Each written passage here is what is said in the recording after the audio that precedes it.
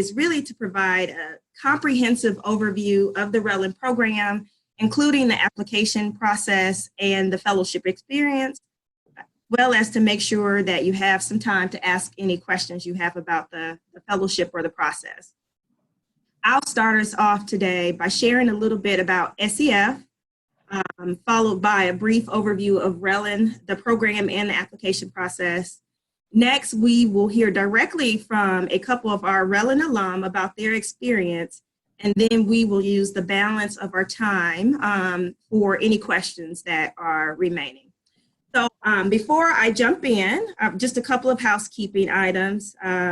We're asking that everyone mutes their line to minimize any background noise. We know that we're recording, so we want to make sure that everyone can hear the recording loud and clear.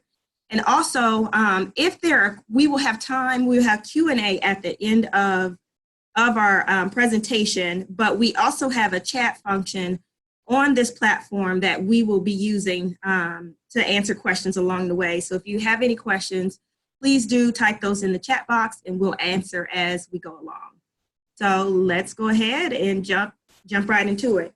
Next slide.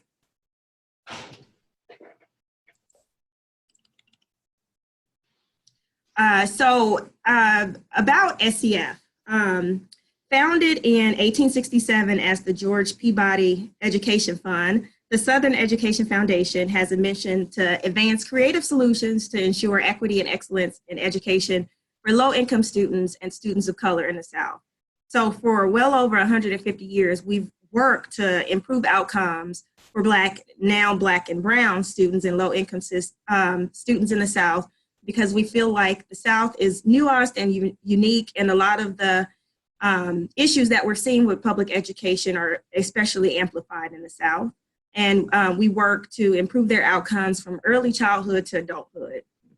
Really, our core belief is that education is the vehicle by which all students get a fair chance to develop their talents and contribute to the common good. So in addition to our mission, we have a vision, and that vision is a world where every student, regardless of their background, enjoys an education that propels them toward an opportunity-rich life that they deserve. Next slide, please. So a few quick points specifically about our work. As you can tell, our focus by our name, our focus area is the southeastern or the South region of the United States, which includes about 17 states, starting from Texas and Oklahoma, moving east, all the way up to Maryland and Missouri. This is important to note because our fellows for RELN should be from districts that are in the South or in southern states. We do work across the entire education continuum, starting with early learning or pre-K all the way up through higher ed. And lastly, just a little bit about the strategies that we use. So we have 3 strategies that we employ to accomplish our mission and vision. The first is analysis and solution. So really looking at the data and the trends in education across our region to really understand what's going on and where we might want to focus our efforts. Our second strategy is advocacy government affairs. So really using our research and data as well as partnering with others in the space toward affecting change around the trends we see. And most recently, very intentional about engaging policymakers around some of the issues that we're seeing. And finally, leadership development, which is really in our mind, cultivating this cadre or constellation of innovators or thinkers and leaders to become more effective change agents in education. And of course, RELN falls in that strategy, and I'll talk a little bit more about it on the next slide.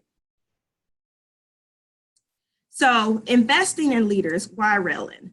So I know you all are very versed in what's happening in education in our country, so I don't really have to tell you this, but despite the promises of the landmark case Brown v. Board, really the fundamental architecture of our education landscape is unchanged. Schools are just as segregated. Black and brown children are consistently and chronically failing schools with few resources and we would argue even fewer hopes for success. So at SEF, we really do believe in the power of leaders to change this.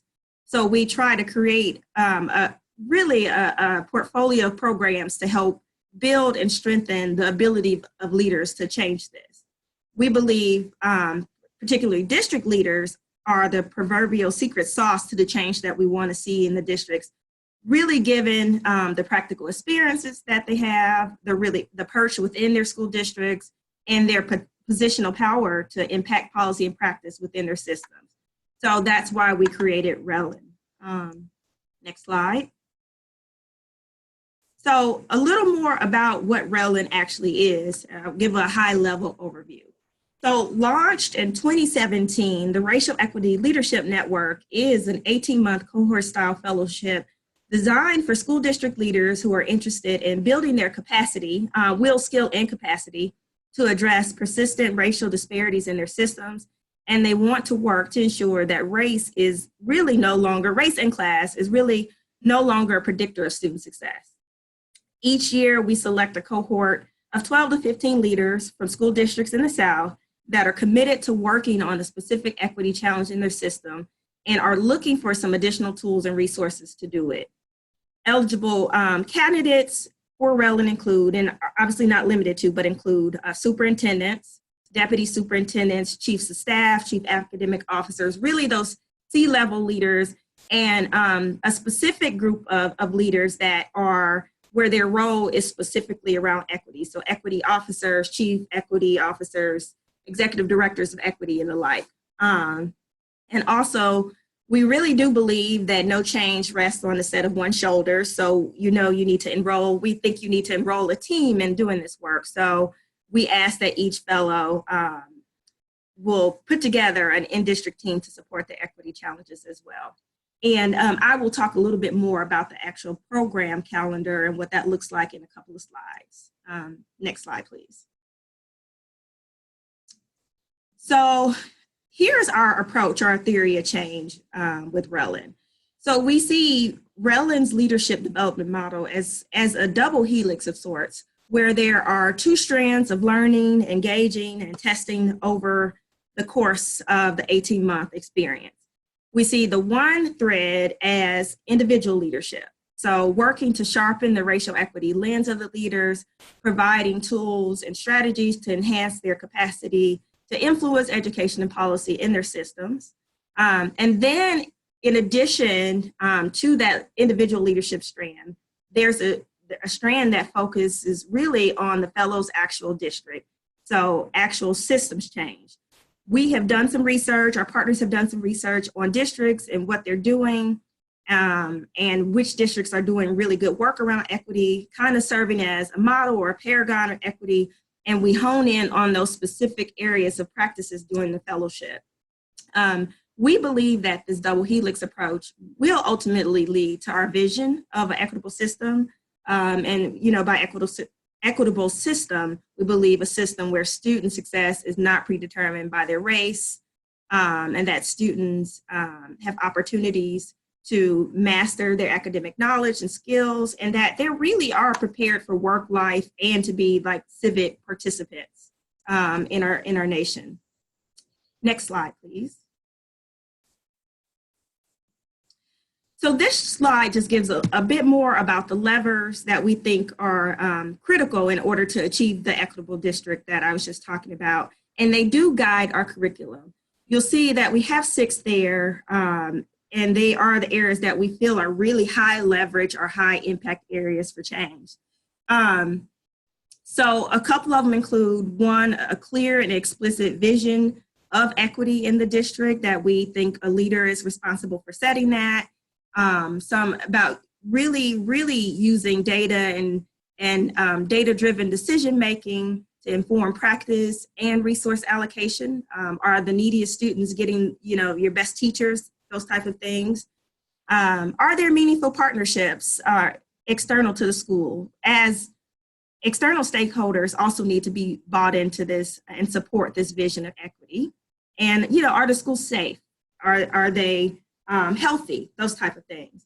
If we feel like if these things are happening, we think they will lead to student success, no matter race or class, essentially.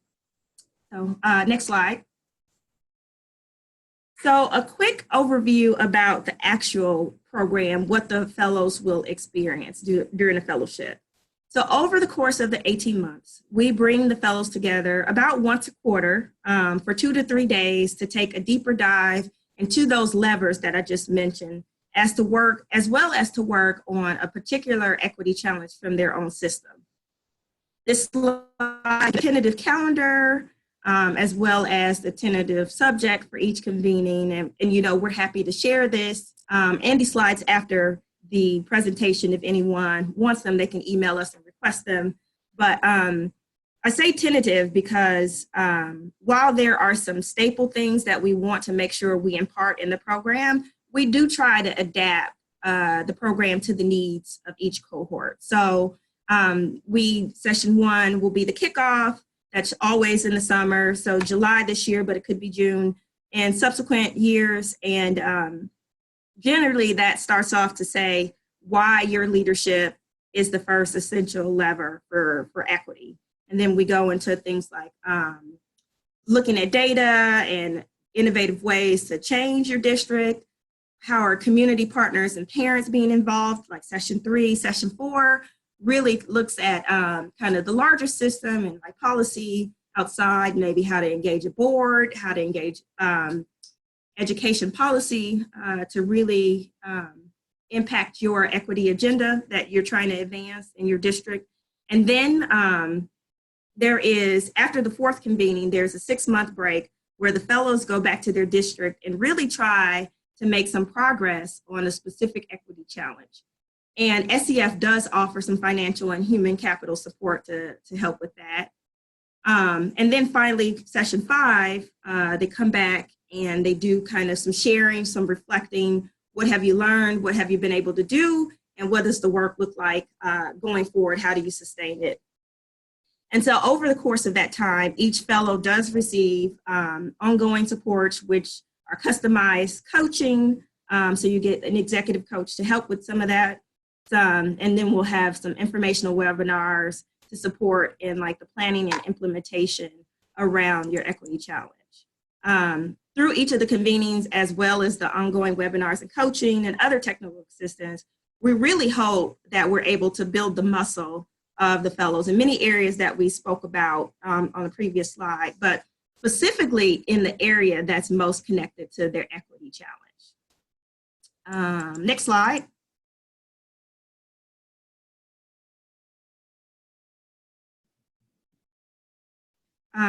Okay, so lastly, just wanted to note that we really enlisted the help of some critical partners to help us design and deliver this experience, to make sure that it's both meaningful and relevant and current, and to really operationalize that double helix approach that I mentioned earlier. So one of our partners is the National Equity Partner. They are on our design team, largely to help us bring that personal leadership development strand to life. They are thought leaders in this space and bring a wealth of experience. And they also typically serve as our facilitation partner. And now we also have a really valuable partner in the Learning Policy Institute, who really takes the lead and serves as our research and documentation partner. LPI brings a bevy of research-based knowledge, all kinds of expertise in school systems, and will be extremely valuable resource to our fellows, especially with regards to that systems change strand. And lastly, because we know that this work cannot be done in isolation and that there's more to change than teaching and learning, than just teaching and learning, we have to think comprehensively about the ecosystem of supports that impact student outcomes. So we also have a partner with the Healthy School campaign to help us be thinking through that as well. Next slide. So a quick note about the program benefits. First and foremost, it's important to note that the cost of participation is underwritten completely by SEF. So fellows are able to participate in this at no charge to them or the district. But you know, there are many other benefits, at least that we think that their fellows get, and that our current fellows and alum have agreed with us, I believe. One is really just time and space to step away from the daily demands of the job and to actually think and focus on equity. I think that's huge. Also, peer networking has been a benefit that we've heard from our fellows has been really important to them. You know, SEF and our partners, we bring a lot of knowledge to the table, but you know, we're not practitioners, and the fellows will actually have a cohort and network of practitioners who do the same job daily. And in a lot of ways, they're the real experts in this work. And our fellows rely on each other as resources, and often go to each other really with the challenges that they see day to day. So that has been huge for our fellows so far. I mentioned the coaching and technical assistance earlier, and also want to mention access to networking and national thought leaders.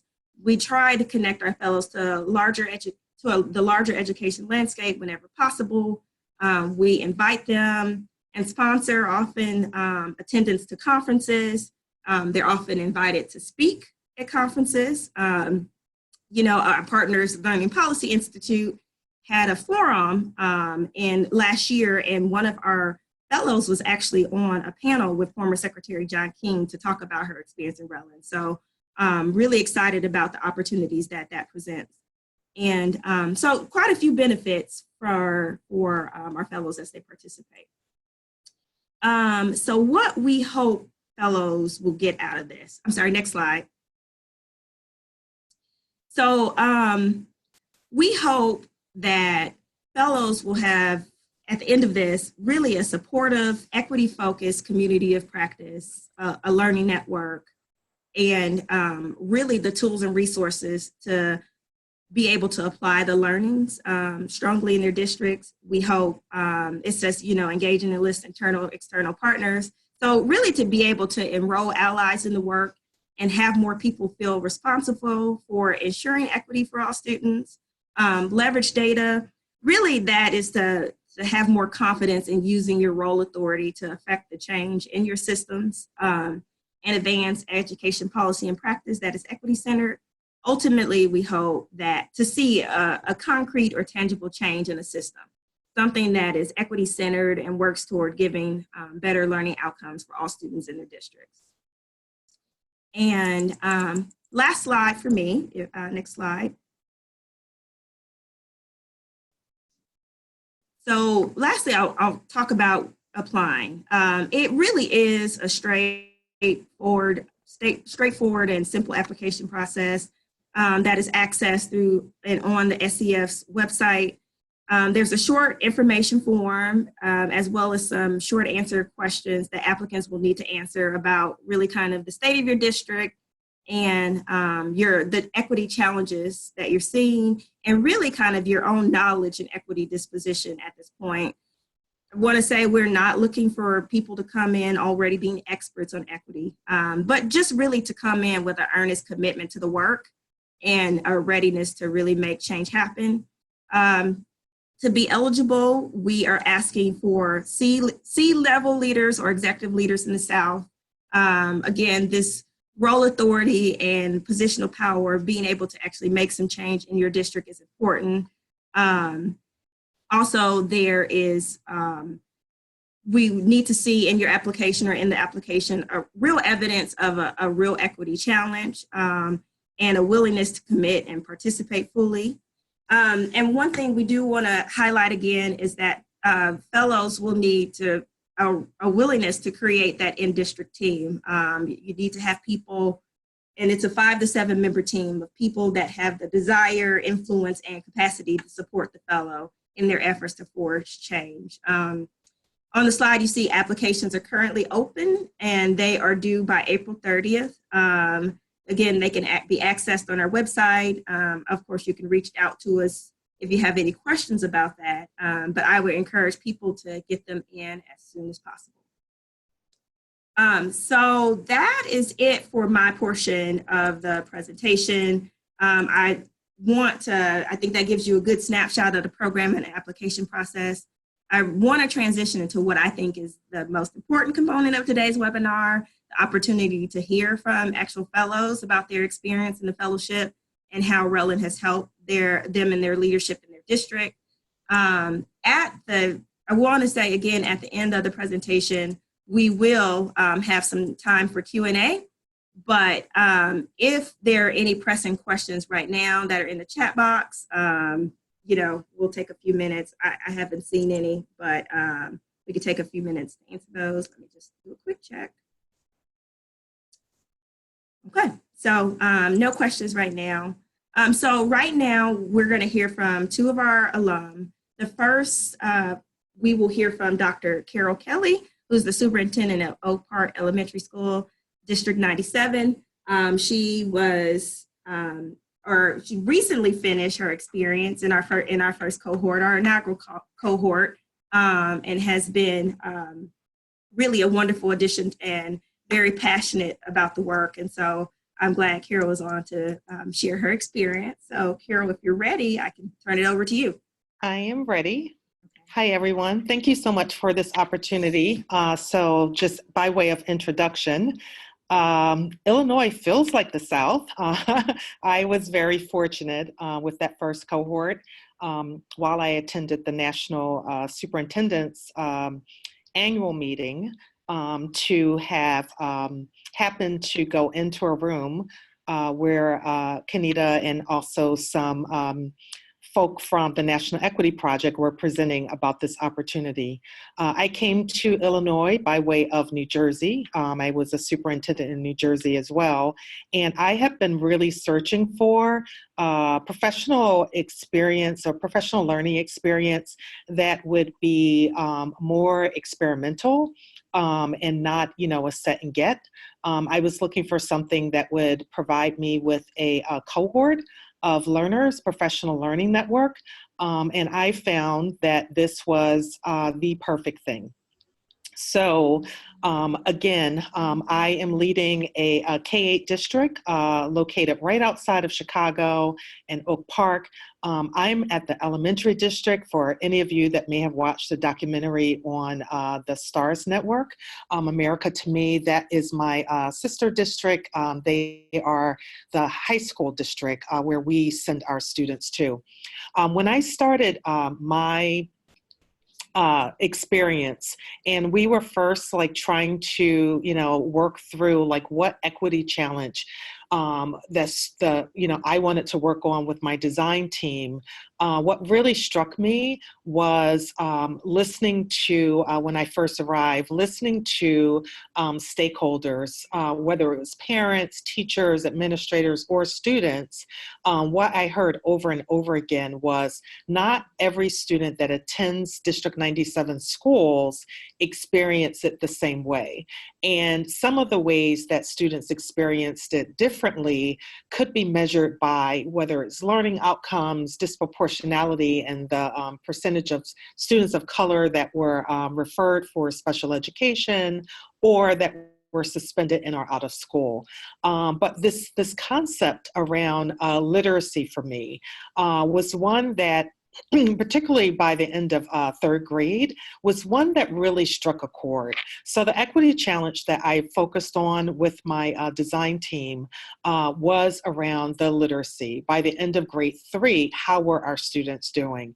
And I used the state assessment in Illinois. We used PARC at the time.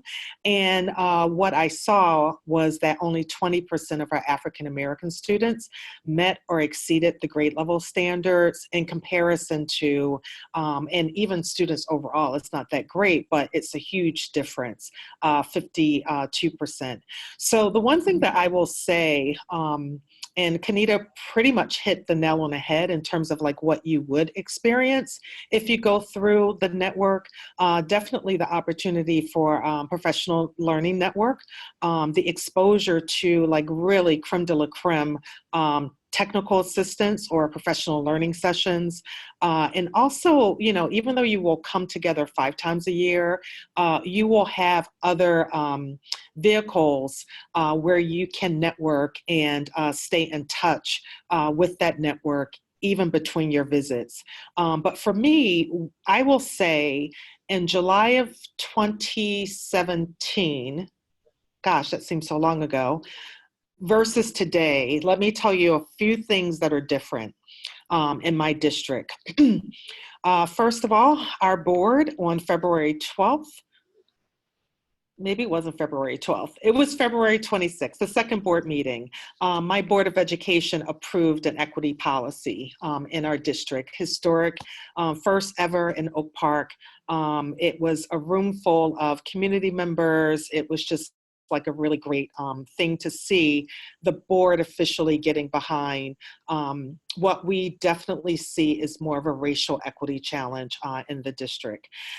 The second thing that I would say that's different is the work that we're doing and this whole notion of safe to fail that I brought back to my design team. All of those leaders have brought that mindset to their departments. And in fact, our Senior Director of Equity has started an initiative where we have 22 staff members across the district that are basically replicating the inquiry cycle that I used in this fellowship. And they're all tied back to the same equity challenge with literacy. So it's so exciting to go to one of their meetings where they're talking about the interviews that they conducted with their teacher friends or with family members or their students. But all of their inquiry is the same process that I use. So I will definitely wholeheartedly recommend this process. It is, time away from your district, but definitely time well spent. And I can't think of many other things that I've done for professional learning that would match this opportunity.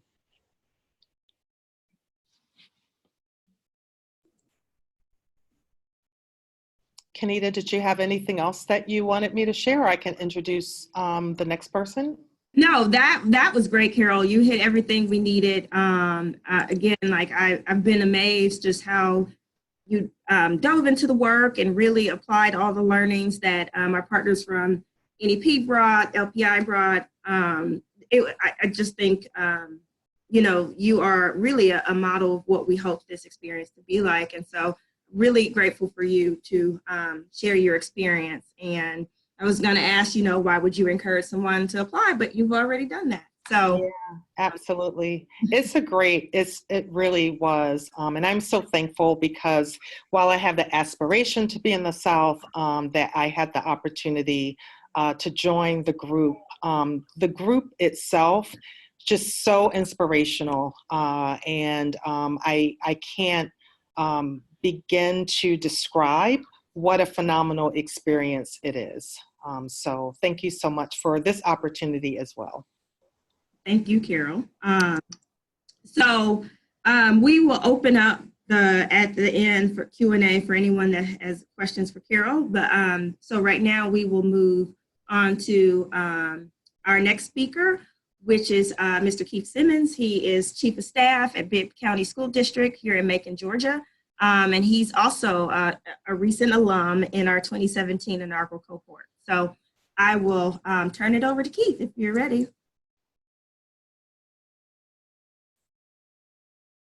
Good afternoon, everyone. Thanks again, Kenita, for allowing me the opportunity to speak with potential cohort members.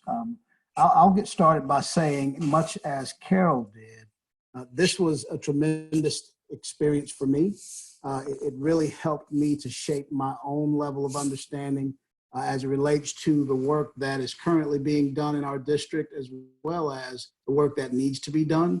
I was most impressed with the level of planning, the level of engagement, and the level of collaboration as a fellow within this particular program. And I tend to believe that it has benefited our district in several ways. One of the things that I think is important for those of you who may not necessarily be a superintendent, my superintendent did encourage and supported me in this process from start to finish. And that helped to create the agency when I had discussions with our community, with various leadership teams, with our Board of Education about the need to develop an equity lens in Middle Georgia, in our district. And my local context happens to be a minority-majority district. Roughly 70% of our students are directly certified in need of SNAP or TANF. And so we have several challenges, but still in all, in an effort to create equitable outcomes, we needed support and we needed agency. And I was blessed to be able to gain some of that through the Racial Equity Network and the leadership of Kenita and all of those at SEF. I think what I'm most able to talk about is having the ability to have a professional coach, in the partnership of NEP, having access to the research and the credibility of LPI, being able to lean on those individuals to provide additional information, to provide different pivots in your thinking has been exceptional in our growth as a district, in our growth as a community. It's enabled me to not only challenge the existing narrative, but also begin to change it, particularly as it relates to not only equity as it relates to race and class, but also equity as it relates to access and attainment. And I would not be where I am as a leader. Our district would not be where it is in the absence of my participation. I've always jokingly shared with Kenita, wherever you need me to go, wherever you need me to be, whatever you need from me, always be there for you, because in some ways, that's the way that I view the fellowship has been for me. As Carol indicated, having those 5, what I call convenings, being able to share experiences, share hardships, that in of itself, was more than powerful, if you would. And I can't imagine what we would do trying to lead a district or any organization in an effort like this in the absence of having some type of support like SEF. One of the things that we're working on right now is trying to put the finishing touches on our equity scorecard. I'm not sure if you were able to get this from Kenita as of yet, but part of my experience with the fellowship is I was afforded the opportunity to have an intern who helped me to bring more experiences, not only in her local context from Clemson University, but also as an individual who was looking to get into the education field and being able to change the way that we onboarded inexperienced or pre-service teachers because of being able to have access to that intern. I can't say enough about how we've leveraged the resources. Going back to the district equity levers that Kenita talked about a few minutes ago, I recently had a conversation with our CFO as we prepared our first budget workshop for our board, and to be able to have our board pose questions with regards to how do the various initiatives that we're planning in the coming year meet and align to those initiatives as it relates to the work that we're doing with equity was not only powerful, but it was the ultimate manifestation that things are changing for the better on behalf of our students and behalf of our community. And I owe all of that to SEF.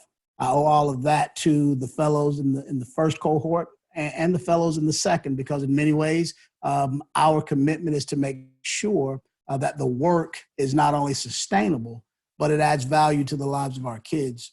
And so, I guess in many ways, I'm not sure what more I can say. It'd probably be easier for me to answer any particular questions, but my equity challenge initially started out with a focus on trying to scale back the disparity in terms of the students that we were suspending and expelling from school. And over the course of the first 12 months, what we ended up doing as an equity design team is we began to recognize the role and the relationship that students and teachers had ultimately directly impacted the level and rate that they were being suspended and expelled. And as we continued to dig into that, as we called safe to fail experiences, what we readily learned is that, as most of you probably already know, we were unconsciously but intentionally putting our most inefficient staff members in front of our highest needs, most struggling schools. And so it became evident that we needed to make some systemic changes, and having the backdrop of SEF and LPI and NEP to provide, their context, their coaching to help me move our Board of Education in a different direction was invaluable. And so now what we're trying to do is change the way that we recruit, we change the way that we hire, and we look differently at what it takes to retain the right people based on the needs of the students in our community. So that's just one example from one fellow of the value of being in the fellowship with SEF. Thank you, Keith. Again, I'm just amazed, how much you all have taken what you've learned and applied it to your context and what you're doing. And it just is really heartening to see that, and just appreciate all that you have done to make the fellowship what it is, and just, being a champion for it. So thank you. So thank you. So that concludes our presentation from our Relin alum. We will be transitioning into questions. Any questions that you have, you can unmute and just ask them if you want, or you can continue to type in the box. But again, I think hearing from the fellows or our past fellows speaks volumes. I wouldn't be able to do it justice. So I'm glad you were able to hear from them. So if anybody has questions, we have some time to do a little bit of Q&A.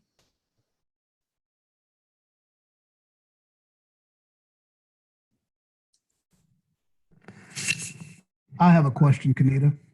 Yes, sir. My question would be to those of you who are considering SEF. Why wouldn't you? If you're in the business of trying to do the best you can for students that you serve, why wouldn't you? And the second question would be, what do you have to lose in comparison to what do you have to gain? Those were three questions that made it a relatively easy decision for me to participate. But more importantly, I think it also cemented the agency and the support that I received, not only from my superintendent, but from my entire senior cabinet, as well as our school district at large. So just a couple, three questions for you to consider. Thanks. Excellent questions. I promise I did not pay him to say that. I think the other thing, and Keith is being so humble, but his superintendent just won the National Superintendent of the Year. And I think that he encouraged Keith to participate in an experience like this. Is, not everyone who is in a district might have that support. So I think just thinking about some of our colleagues who were in our cohort, knowing that you have that support from your superintendent if you're not coming as a superintendent is another question that I would, encourage you to consider or think about. Thanks, Carol.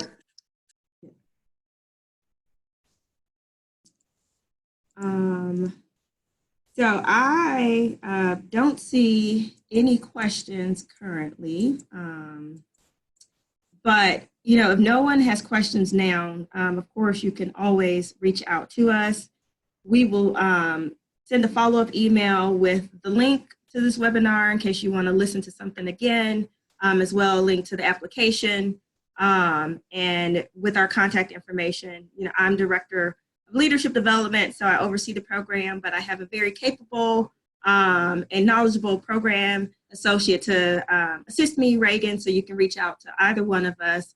As well, I don't want to volunteer them, but I will. We have some of our partners from National Equity Project and Learning Policy Institute on. And if they have anything to add, they can. But if not, we will go ahead and close out the webinar.